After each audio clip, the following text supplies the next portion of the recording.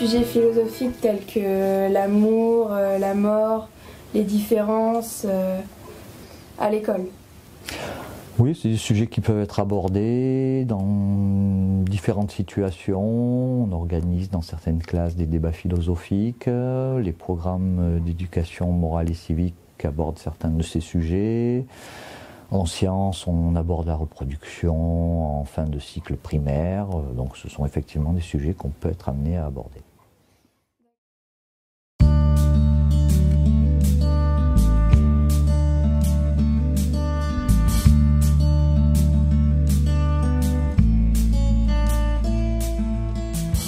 C'est donc une micro-société, l'école, enfin, qui est quand même assez vaste. Mais Freud disait qu'il ne faut pas que l'école oublie qu'elle n'est qu'un jeu de vie. Ce n'est pas encore la vie des adultes, la vie où on est entièrement responsable de beaucoup de choses. On commence à exercer son jugement et sa responsabilité dans cet univers un peu protégé normalement.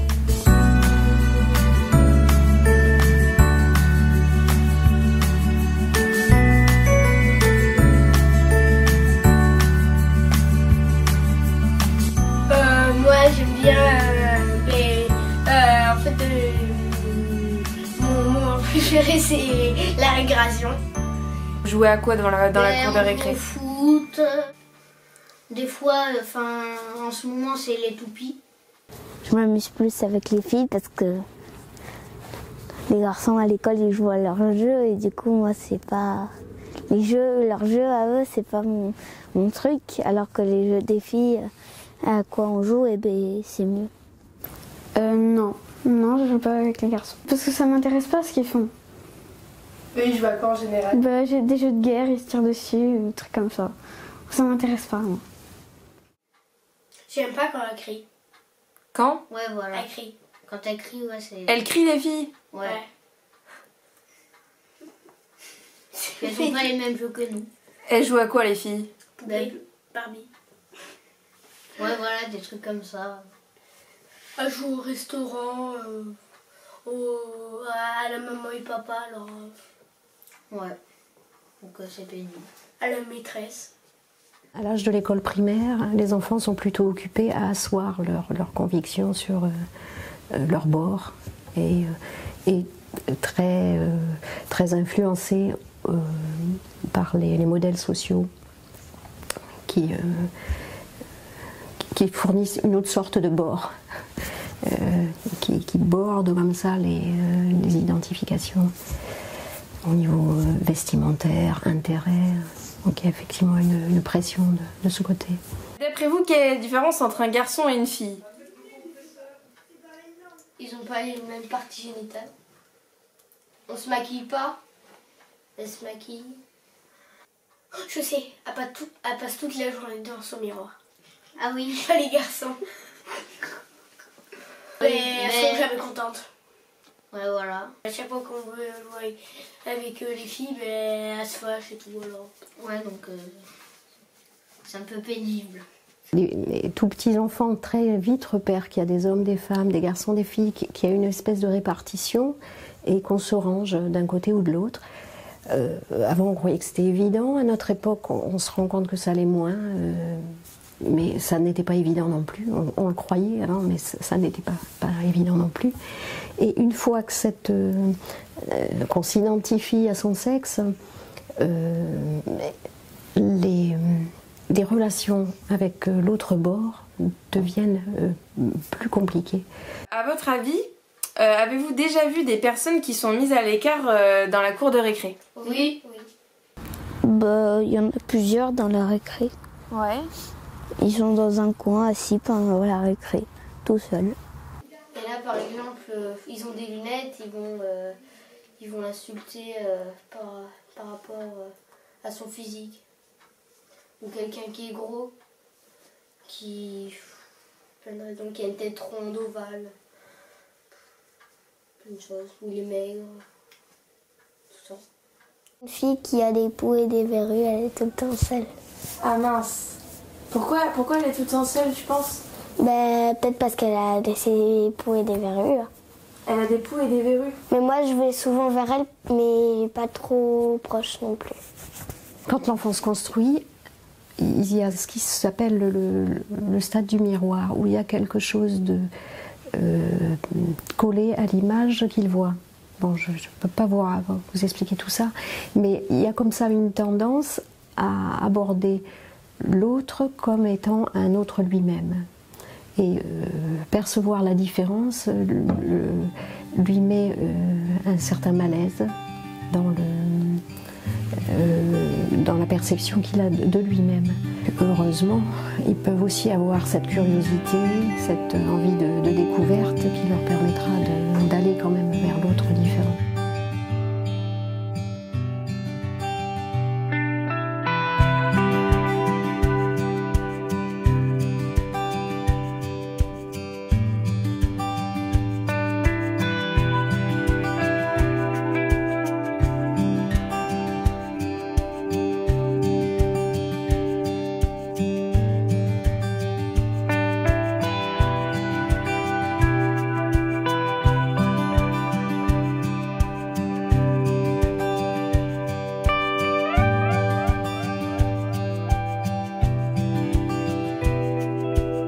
J'ai mon amoureux, il s'appelle Lucas.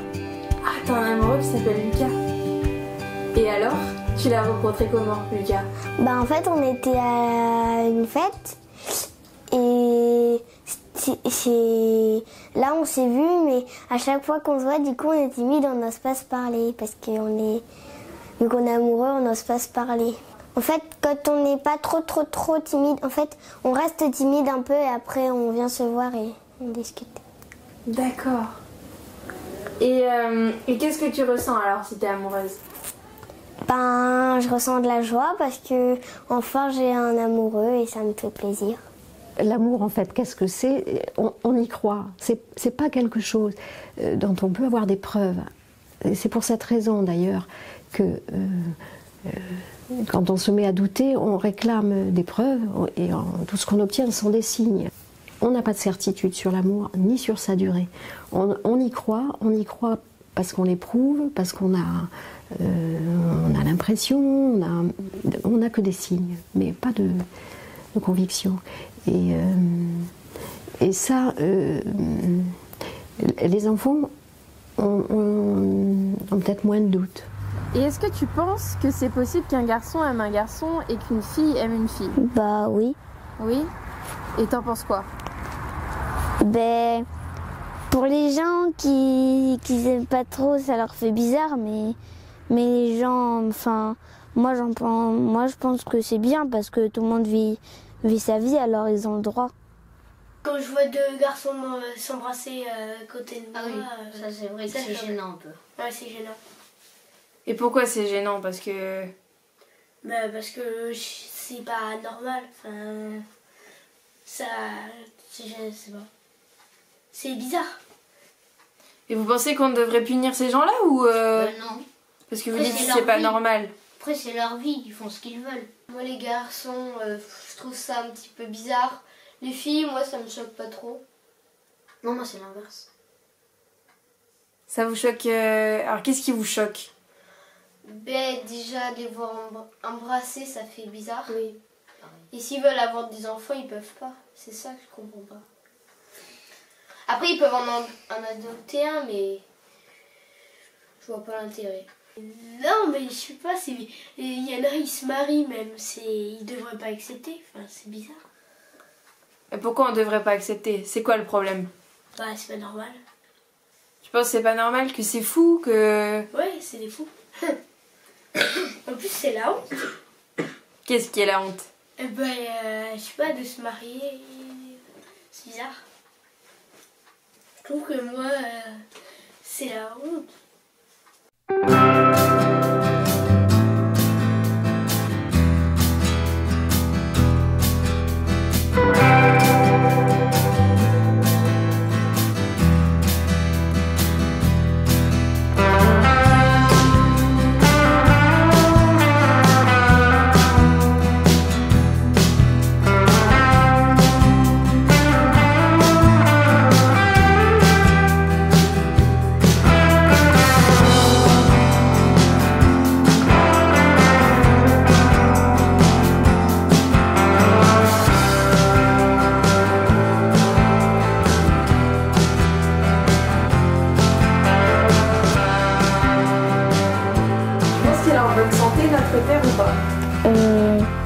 Pas trop, avec la pollution, je pense pas trop. Parce qu'il y a des endroits où il y a des gens, ils jettent plein de déchets partout. Ouais. Et du coup, ça pollue. Et du coup, la nature, elle peut plus, elle est polluée. Il y en a combien de continents? Il y en a 6. Oui. Il y a un 7e qui est en train de se former de déchets. Il fait plus de 3 km de profondeur. Et je sais pas combien de kilomètres de largeur. Et d'eau. Dans la mer. Presque tous les animaux meurent. Enfin, surtout c'est tout ce qui mange les insectes. Parce qu'on met tellement de produits sur tout. Oui. Ça fait tout mourir. Ça fait, ouais. Le désherbant, tous les produits comme ça. Tous les trucs chimiques. Je disais aussi qu'il y avait un âge où l'enfant se rend compte qu'on ne lit pas dans ses pensées et qu'il pense de façon autonome. Et que là, il va commencer à dire eh ben moi, ou bien je dis comme maman, ou bien je dis comme papa, ce qui est déjà une façon de se détacher, de se faire sa propre opinion, et qu'après, il y a l'appui sur les maîtres, sur d'autres.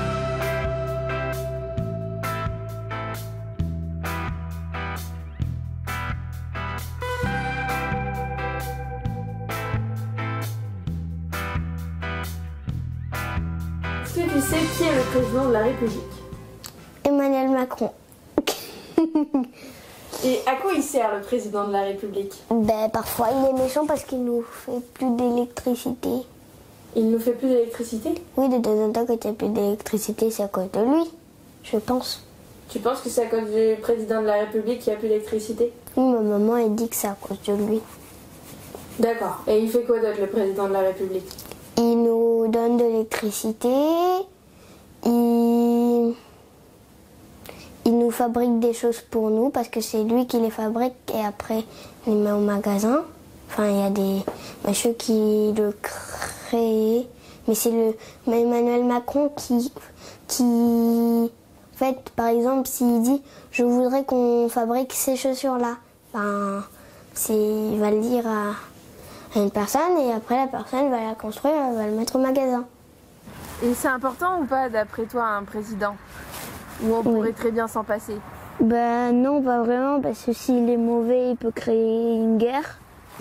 Je pense que c'est plutôt important parce que si tout le monde n'était pas d'accord contre tout le monde, s'il y a des gens qui ne sont pas d'accord sur un sujet, ça pourrait être la pagaille vite. C'est mieux qu'il y ait quelqu'un pour décider tout ça. Après, ils sont tous à leur pensée, ils pensent à leur argent. Non, pas à argent, mais ils disent des trucs qu'ils feront jamais. C'est juste pour qu'ils aient le pouvoir. Ils veulent nous détruire, tu disais. C'est-à-dire? Ils veulent prendre notre argent. Ils veulent qu'on paye plus cher les impôts, par exemple. Est-ce qu'il y aurait d'autres solutions pour gouverner le pays, d'après vous? Moi, ce que j'ai pas compris, c'est pourquoi ils ont enlevé les rois, ils ont mis un président. C'est la même chose. C'est la même chose, tu penses? Ah non. Alors, Yoann, toi, tu penses que... Les rois, déjà, il paraît qu'ils coupaient les têtes quand... Oui, ça serait amélioré. Peut-être, oui. Tandis que les présidents, ils font presque rien. Mais pourquoi c'est beau ça? Mais pourquoi? Les pieds posés sur la table, j'observe la ronde. Les enfants sur le sable se demandent-ils où va ce monde? Ils jouent à cap ou pas capable pendant que pètent des bombes. Mille questions dans leur cartable et si quelqu'un les entend qu'ils répondent. Et pour qui, pourquoi on fait ça? Des enfants et des lois. Et pour qui, pourquoi on fait ça? Petit, je suis aussi petit que toi. Quand tu veux savoir pourquoi c'est beau ça et ça ne l'est pas. Voir la beauté bonhomme ne s'explique pas. Pourquoi tu vois toi ce que moi je ne vois pas? On dit que l'homme ne voit que ce qu'il n'a pas. Et quand on te parle d'attentat, ça te dit quelque chose ou pas? Ça me fait peur. Ça me fait peur, même si je sais qu'on ne vit pas dans une grande ville. Les attentats, ça se passe dans des grandes villes, là où il y a beaucoup de monde. Moi, ça me fait peur, un peu. Et pourquoi? Parce que j'ai peur à tout moment de voir quelqu'un, je sais pas, qui tire sur tout le monde. Ils arrivent, ils sont tranquilles en train de regarder le cinéma, enfin un film. Et là, d'un coup, il y a des tirs, il y a des coups de feu. Et on leur tire dessus. Et ils savent pas pourquoi. Donc c'est bizarre. Il y a peut-être des gens qui sont pas d'accord avec les autres gens. Personnes qui n'ont pas les mêmes... comment dire? Les mêmes idées? Voilà, les mêmes idées. Je pense que c'est parce que ils sont pas d'accord avec nous parce que c'est par rapport à la religion, moi je pense. Je crois que les Français ou je sais pas quoi, ils leur avaient dit, ou un pays leur avait dit, si vous tuez fait exprès, je sais pas quoi, vous irez au paradis. J'ai entendu ça quelque part. Je crois parce que c'est à cause de les musulmans, je sais pas quoi, ils veulent que tout le monde croie voir leur Dieu. Je crois que c'est comment il s'appelle le machin. C'est Allah, normalement. Non. Ils font un cri là quand ils attaquent. Oui, Allah Akbar. T'étais pas obligé de le dire. C'est quoi la religion? Ça vous évoque quoi la religion? C'est de croire à quelque chose. Par exemple, de prier et de demander je veux avoir un chien et ils croient qu'ils vont avoir un chien comme ça. Donc... Mais non. Mais bon, ça se passe pas comme ça. Non.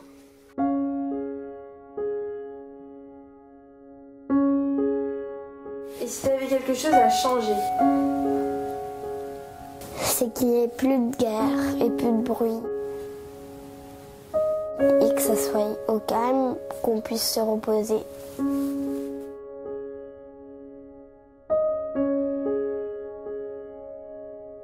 Mon plus grand rêve, c'est d'être libre.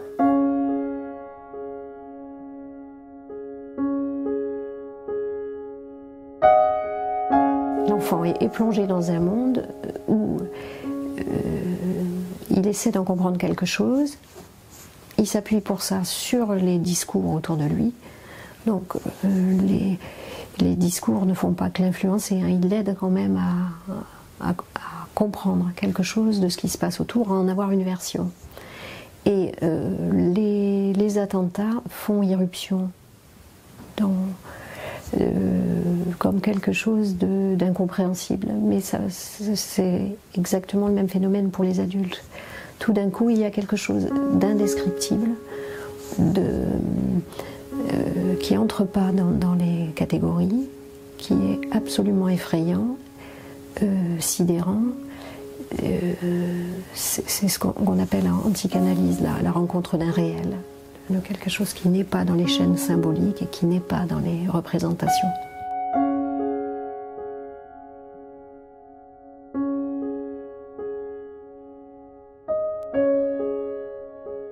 La mort, c'est des personnes qui sont plus là, en fait, qu'on les tue ou qui meurent à cause d'une maladie, d'un cancer, ou parce que, je sais pas moi, ou parce qu'ils vieillissent. J'ai pas envie de mourir jeune, et j'ai pas envie de mourir du tout.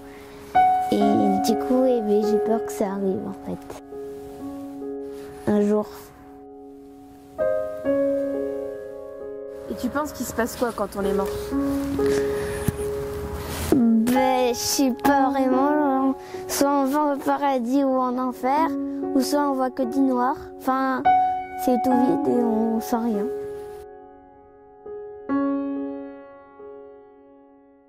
Je pense qu'ils vont avec les anges. Ouais. Et on va faire quoi avec les anges? Avec les anges, ils vont faire la fête. Moi, parce que je pense que dans le ciel, ils s'amusent bien. Comme ça me rend pas triste. Et mon chien, quand il a été mort, je me suis dit, il faut faire comme s'il était encore là. Comme ça me rend heureuse. Je crois que moi, je sais ce qu'on voit. Enfin, je crois que moi, quand on meurt, on recommence notre vie, mais dans un autre corps. Soit dans un corps d'animaux, et soit dans un corps d'humain. Peut-être, je sais pas. Et ça vous fait peur ou pas la mort? Oui, un peu. Pourquoi? Parce que moi, des fois, ça me tarde d'avoir la mort et pas trop. Parce que j'aimerais bien avoir ce qu'il y a après, mais après on s'en souviendra plus. Ça se trouve, j'ai déjà vécu dans le passé, mais j'ai pas de souvenir. Moi, en fait, j'ai peur parce que, en fait, j'ai envie d'y aller, mais après, on sait pas ce qu'il y a. Ça se trouve, après, il n'y a plus rien. Le noir éternel. Après, c'est rien. Le noir éternel.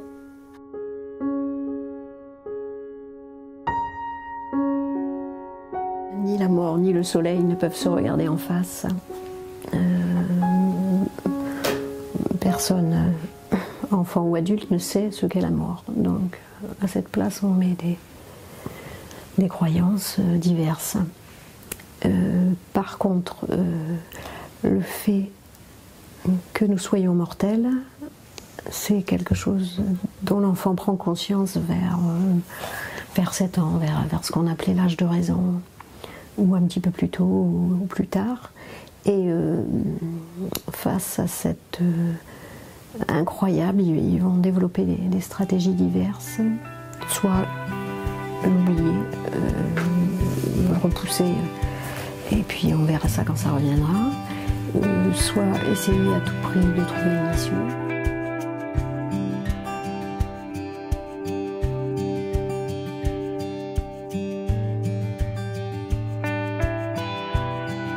Je pense pas qu'on puisse parler du point de vue général des enfants sur le monde qui les entoure ou sur les questions philosophiques aussi profondes que la mort ou des choses comme ça. Je pense que chaque enfant est unique, que chaque enfant se construit comme nous tous, avec ses expériences, avec ses échanges, avec ses camarades, avec ses parents, avec sa famille, avec ses enseignants, et que chaque enfant est unique, chaque enfant se construit petit à petit. Les enfants ont profondément le désir d'évoluer, de grandir.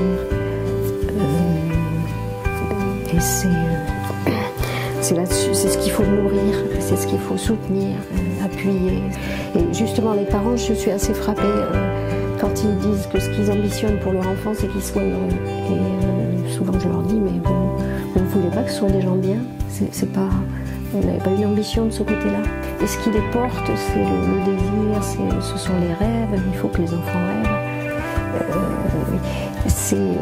C'est difficile parce que les parents hésitent entre reste petit, tu es à l'abri là, et oh comme j'aimerais moi être encore à l'abri comme toi et insouciant, allons donc, comme si c'était une période insouciante. L'enfance, pas tant que ça. De tout temps à jamais, les enfants ont été capables de réfléchir et de donner leur avis et de discuter pour peu qu'on leur donne la parole et qu'on leur apprenne à le faire.